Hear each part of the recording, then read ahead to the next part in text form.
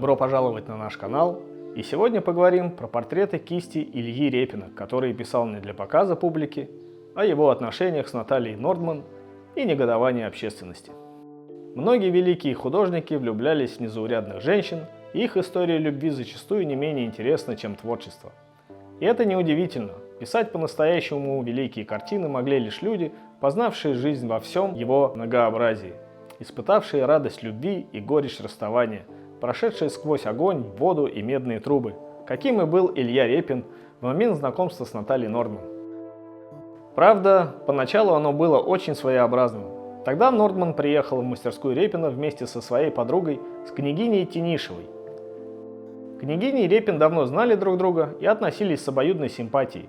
Он часто писал ее портреты, а Тинишева редко приходила просто так.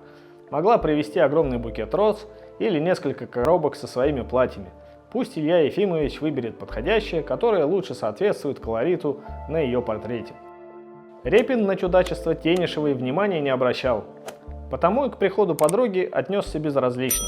Но заметив, что она откровенно скучает, дал книжку со стихами своего любимого поэта Константина Фофанова. Нордман отвернулась от художника и стала декларировать насмешливо-издевательским тоном, выводя Репина из себя. Тот поспешил распрощаться с дамами и сказал Тинишевой: «А вот эту вот никогда больше не приводите». Но любовь странная штука. Через год Репин, как не взлюбивший Нордман при первой встрече, купил для нее земельный участок на берегу Финского залива и решил построить там особняк, настоящее семейное гнездышко, названное пенатами. Туда приезжали многие видные художники и литераторы, вели долгие и интересные разговоры о творчестве, и всех их неизбежно привлекала личность Ильи Репина и раздражала Наталья Нордман. Репин ничего этого не замечал, он был счастлив, и пусть ему уже 55 лет, а Нордман его моложе почти на 20. Седина в бороду, бес в ребро. Еще рано его списывать со счетов, он мужчина хоть куда, и пусть остальные завидуют. Возможно, Репину просто было интересно с Нордман, ему не нужна была кисейная барышня, а еще надоело одиночество. Со своей первой женой он давно расстался, а художница Елизавета Званцева к попыткам завязать с ней отношения осталась глуха. Даже статус одного из ведущих художников России не помог. А Нордман не имела таких предрассудков относительно разницы в возрасте, отличалась сильной натурой и была женщиной разносторонней, образованной и умной. Например, знала 6 языков, всерьез увлекалась фотографированием и даже получила приз на всевозможных выставках фотографов. Сочиняла повести. Репин способствовал изданию ее «Беглянки», где Нордман описывала свою жизнь. Как она самодовольно уехала в Америку от своего отца-адмирала и жила жизнью простой работницы на ферме, доила коров, ухаживала за растениями, а потом устроилась гувернанткой и горничной. Возможно, потому и приобрела взгляды, которые вызывали возмущение у консервативных представителей высшего света.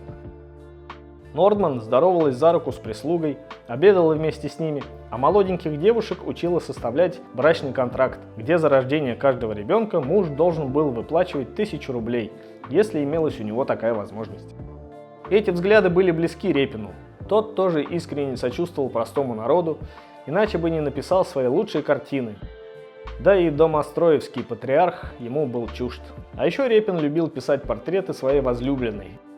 Их было множество, некоторые очень фривольные, явно предназначенные не для широкого показа, а для интимных отношений. Но что такое для Репина быстренько написать этюдик своей любимой и подарить его ей? Репин придерживался здорового образа жизни, пил мало и без особой охоты. Спал на холоде, ежедневно делал гимнастику, благодаря стараниям Нордман увлекся вегетарианством, хотя тут не обошлось без насмешек со стороны приятелей. Репин ест сено. Но Репин не слишком обижался, да и пережил большинство из них. Так-то еще вопрос, кто в итоге оказался прав.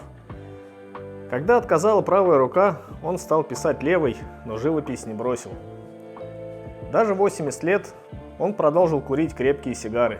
Единственная вредная привычка, от которой Репин не мог отказаться – купаться в море и писать картины. Впрочем, тут не было ничего удивительного. Отец Репина прожил до 90 лет, да и мама всю жизнь отличалась деятельным и неуемным темпераментом, который унаследовал художник. Благодаря ему он к работе относился с настоящим остервенением, не слишком отвлекался на всевозможные болячки. Репин был искренне уверен, что движение – жизнь. Он не мог усидеть на месте, разговаривая с собеседником. Вскакивал и ходил туда-сюда, любил путешествовать, объездил всю Европу, но в путешествиях, осматривая музеи и знакомясь с шедеврами живописи, не мог обходиться без того, чтобы что-нибудь не написать самому. «Больше 3 дней подряд бездельничать не могу», — говорил всем Репин, и в своей мастерской подтверждал эти слова. Вот только все остальное общество было против Натальи Нордман, слишком эпатажное и вызывающее, откровенно циничное. Репину было скучно в пенатах, мир слишком сузился, и неуемная деятельность Нордман утомила и его. В итоге их расставание было неизбежно, но Нордман все же сумела подарить 15 счастливых лет Репину, а это дорогого стоит.